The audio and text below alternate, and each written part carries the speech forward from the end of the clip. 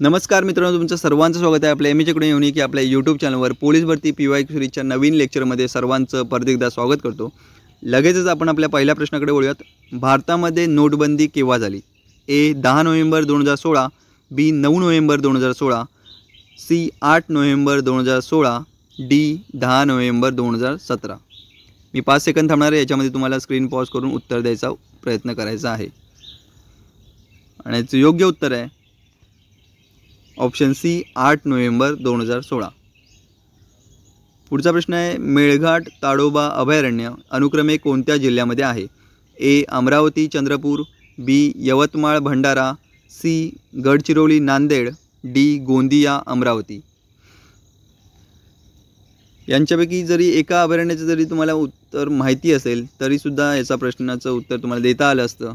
ठीक आहे, सर्वच मला राष्ट्रीय उद्याने किंवा सर्वच मला अभयारण्य माहिती असली पाहिजे त्याशिवाय मला पोलीस भरती देता येणार नाही असं अजिबात समजून घ्यायचं नाही आहे। तुम्हाला नेमकेच करायचे, ते जेवढी कराल तेवढी परफेक्ट करायचे, त्याच्यावरून तुम्हाला उत्तरापर्यंत पोहोचता येणार आहे।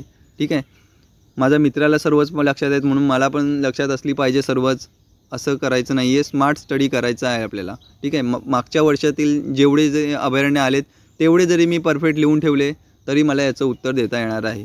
ठीक आहे, आणि याचं योग्य उत्तर आहे ऑप्शन ए अमरावती चंद्रपूर। पूर्वी पोलीस भरतीला परीक्षेत विचारलेली जी अभयारण्य ते आपण पाहूयात।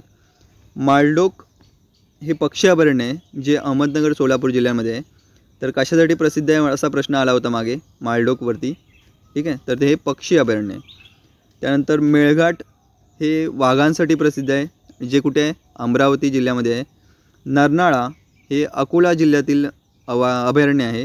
गौताळा औटरम घाट हे औरंगाबाद जळगावमधील अभयारण्य आहे। राधानगरी अभयारण्य हे गव्यांसाठी प्रसिद्ध आहे, कोल्हापूर जिल्ह्यात आहे। ह्या दोन्ही टाईपचा प्रश्न आला होता की राधानगरी अभयारण्य कुठे आहे आणि तो कशासाठी प्रसिद्ध आहे। ह्या दोन्ही प्रकारे याच्यावरती प्रश्न येऊन गेलेले आहे। त्याचप्रमाणे काही राष्ट्रीय उद्याने पाहूयात आपण। संजय गांधी राष्ट्रीय उद्यान कुठे आहे? तर मुंबई ठाण्यामध्ये आहे। पेंच राष्ट्रीय उद्यान हे सर्वात मोठं राष्ट्रीय उद्यान आहे। ठीक आहे, पेंच राष्ट्रीय उद्यान जे कुठे आहे? नागपूरमध्ये आहे, नागपूर जिल्ह्यामध्ये। ताडोबा किंवा इंदिरा गांधी राष्ट्रीय उद्यान हे वाघ व मगरींसाठी प्रसिद्ध आहे जे कुठे आहे? चंद्रपूर जिल्ह्यामध्ये आहे। नवेगाव राष्ट्रीय उद्यान हे गोंदिया जिल्ह्यामध्ये आहे आणि गुगामल राष्ट्रीय उद्यान हे अमरावती जिल्ह्यामध्ये आहे। हे एवढेच जरी तुम्हाला माहिती असतील तरी तुम्हाला पोलीस भरतीचा अभयारण्य किंवा राष्ट्रीय उद्याने यांच्यावरील प्रश्न सुटणार आहे। ठीक आहे, पुढच्या प्रश्नाकडे वळूयात। असा कोणता प्राणी आहे जो एकाच वेळेला 2 वेगवेगळ्या दिशेला बघू शकतो? ए राणा टायग्रीना बेडूक, बी शॅमेलिओन सरडा, सी घोणस साप, डी सॅलॅमेंडर। आणि याचं योग्य उत्तर आहे ऑप्शन बी शॅमेलिओन सरडा। चौथा प्रश्न आहे, पिण्याचे पाणी निर्जंतुकीकरण करण्यासाठी खालीलपैकी काय वापरतात? ए सोडा, बी तुरटी, सी क्लोरीन, डी यापैकी नाही। आणि याचं योग्य उत्तर आहे ऑप्शन सी क्लोरीन। पुढचा 5वा प्रश्न आहे, मानवी छातीच्या पिंजऱ्यात एकूण किती बरगड्यांची संख्या किती आहे? ए 24, बी 36, सी 21, डी 30। आणि योग्य उत्तर आहे ऑप्शन ए 24। एकूण 12 जोड्या असतात बरगड्यांच्या। ठीक आहे, त्यांच्यामध्ये 12 जोड्यांमध्ये 24 बरगड्या असतात। ठीक आहे, 12 जोड्यांमध्ये 24 बरगड्याची संख्या आहे। जर आपल्याला इथे काय विचारले, मानवी छातीच्या पिंजऱ्यात बरगड्यांची संख्या किती विचारले, किती येणार? 24। आणि जर जोड्या असत्या, जर बरगड्यांच्या जोड्या किती असतात तर त्या 12 जोड्या आहेत आणि 24 बरगड्या आहेत। त्याचप्रमाणे जर आणखी पाहिलं तर मानवी चेहऱ्यामध्ये किती हाडे असतात? तर 14 हाडे असतात। हा सुद्धा प्रश्न येऊन गेलेला आहे, मानवी चेहऱ्यामध्ये 14 हाडे असतात। पुढच्या प्रश्नाकडे वळूयात। खालीलपैकी कोणता असंसर्गजन्य रोग आहे? ए क्षयरोग, बी मधुमेह, सी घटसर्प, डी गोवर। असंसर्गजन्य रोग आणि याचं योग्य उत्तर आहे ऑप्शन बी मधुमेह। एड्सचा विषाणू शरीरातील कोणत्या घटकावर परिणाम करतो? ए. श्वसनसंस्था, बी. चेतापेशी, सी. श्वेतपेशी, डी. अस्थिमज्जा. आणि याचं उत्तर आहे ऑप्शन सी. श्वेतपेशी. पोलिओ रोग शरीराच्या कोणत्या भागात इजा करतो? ए. हाड, बी. डोळा, सी. मज्जासंस्था, डी. मान. आणि याचं उत्तर आहे ऑप्शन सी. मज्जासंस्था. पोलिओ रोग कोणत्या भागात इजा करतो? तर मज्जासंस्था. लक्षात ठेवायचं आहे, कन्फ्यूज व्हायचं नाही आहे. पोलिओ रोग कशासाठी आहे, कशावरती इजा करतो? तर मज्जासंस्थावरती. BCG लस खालीलपैकी कोणत्या रोगापासून बचाव करते? ए. रातांधळेपणा, बी. क्षयरोग, सी. कुष्ठरोग, डी. कोविड. याच्यावर सुद्धा वारंवार प्रश्न विचारला गेलेला आहे. काही वेळेला असा प्रश्न विचारला की तर याचं उत्तर बघूयात आपण आधी. याचं उत्तर आहे क्षयरोग. असा प्रश्न विचारला गेला की क्षयरोगावरती कोणती खालीलपैकी कोणती लस इफेक्टिव्ह आहे किंवा उपयोगी आहे, ठीक आहे, कोणती लस वापरली जाते? तर त्याचं उत्तर होतं BCG. आता इथे विचारलं आहे BCG लस खालीलपैकी कोणत्या रोगापासून बचाव करते. म्हणजे प्रश्न उलटसुलट करून फक्त विचारला जातो आहे. प्रश्नामध्ये काही चेंज उत्तरामध्ये किंवा प्रश्नामध्ये आपल्याला जरी माहिती असेल, एवढं वाचलेलं असेल, तरीसुद्धा आपण याच्या उत्तरापर्यंत पोहोचू शकतो मागच्या वर्षींच्या प्रश्नपत्रिकांचा अभ्यास केलेला असेल तर, ठीक आहे. रक्त गोठण्यासाठी कोणत्या जीवनसत्वाचा उपयोग होतो? ए. बी जीवनसत्वाचा, बी. ए जीवनसत्वाचा, सी. के जीवनसत्वाचा, डी जीवनसत्वाचा. रक्त गोठण्यासाठी. आणि याचं योग्य उत्तर आहे ऑप्शन सी. के जीवनसत्वाचा. रक्त गोठण्यासाठी के जीवनसत्वाचा उपयोग होतो. पुढचा प्रश्न आहे, नॅशनल मॅथमॅटिक्स डे कधी साजरा केला जातो? ए. 14 मार्च, बी. 10 जुलै, सी. 22 डिसेंबर, डी. 20 ऑक्टोबर. आणि याचं योग्य उत्तर आहे ऑप्शन सी. 22 डिसेंबर. राष्ट्रीय दिनविशेष आपण काही पाहूयात. 9 जानेवारीला भारतीय प्रवासी दिवस साजरा केला जातो. तसेच 12 जानेवारीला युवक दिन म्हणजे स्वामी विवेकानंदांची जयंती असते. 30 जानेवारीला हुतात्मा दिन, गांधी पुण्यतिथी आणि पोलीस हुतात्मा दिन कधी असतो? तर 21 ऑक्टोबरला असतो आणि 30 जानेवारीला असतो हुतात्मा दिन. 27 फेब्रुवारीला मराठी दिन साजरा केला जातो आणि 28 फेब्रुवारीला विज्ञान दिन साजरा केला जातो. याच्यामध्ये सुद्धा आपल्या बऱ्याच वेळा कन्फ्युजन होतं की 27 फेब्रुवारीला विज्ञान दिन आहे की 28 फेब्रुवारीला आहे, याच्यामध्ये कन्फ्युजन होतं आणि मराठी दिन आणि विज्ञान दिनमध्ये थोडक्यात, ठीक आहे. त्यामुळे आपल्याला परफेक्ट माहिती असलं पाहिजे की 28 फेब्रुवारीला विज्ञान दिन आहे आणि 27 फेब्रुवारीला मराठी दिन. 14 नोव्हेंबरला बालदिन आपण साजरा करतो, ठीक आहे. पुढच्या प्रश्नाकडे वळूयात. PV सिंधू ही कोणत्या खेळाशी संबंधित आहे? A. Table tennis, B. Badminton, C. Hockey, D. Lawn tennis. आणि योग्य उत्तर आहे ऑप्शन बी. बॅडमिंटन. 13वा प्रश्न आहे, बल्लारपूर कागद कारखाना कोणत्या जिल्ह्यात आहे? ए. गडचिरोली, बी. चंद्रपूर, सी. नागपूर, डी. गोंदिया. आणि योग्य उत्तर आहे ऑप्शन बी. चंद्रपूर. 14वा प्रश्न आहे, उत्तराखंड या राज्याची राजधानी कोणती आहे? ए. मसुरी, बी. मनाली, सी. देहरादून, डी. चंदीगड. आपल्या देशातील राज्य आणि त्यांच्या राजधान्या ह्या माहिती असल्या पाहिजेत, कारण त्याच्यावरती एक प्रश्न हमखास असतो पोलीस भरतीला. तर याचं उत्तर आहे ऑप्शन सी. देहरादून. आपल्या हातातले मार्क्स आहेत, आपल्याला फक्त काय राज्य आणि त्यांच्या राजधान्या आपण दररोज जरी एकदा वाचल्या, फक्त नॉर्मल वाचल्या, पाठ करायचे नाहीत, फक्त नॉर्मल जरी परीक्षेपर्यंत तुम्ही वाचत गेलात तरी तुमच्या लक्षात राहणार आहे त्या. पुढचा प्रश्न आहे, पोंगल हा कोणत्या राज्यातला उत्सव आहे? ए. केरळ, बी. आंध्र प्रदेश, सी. तमिळनाडू, डी. कर्नाटक. आणि योग्य उत्तर आहे ऑप्शन सी. तमिळनाडू. काही राज्य आणि त्यातील प्रादेशिक सण व उत्सव पाहूयात आपण. केरळमधील कोणता उत्सव साजरा केला जातो?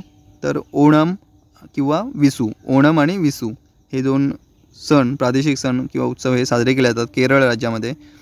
गोव्यामध्ये कार्निवल फेस्टिवल आहे, आपल्याला माहिती आहे. गोव्यामध्ये काय कार्निवल साजरा केला जातो. आसाममध्ये बिहू, याच्यावरती पण वारंवार प्रश्न येऊन गेलेला आहे. तमिळनाडूमध्ये पोंगल. ओके, तर हे काही महत्त्वाचे सण आणि उत्सव होते राज्यातील. पुढचा प्रश्न पाहूयात. सर्वात मोठा ग्रह कोणता? ए मंगळ, बी गुरु, सी पृथ्वी, डी सूर्य.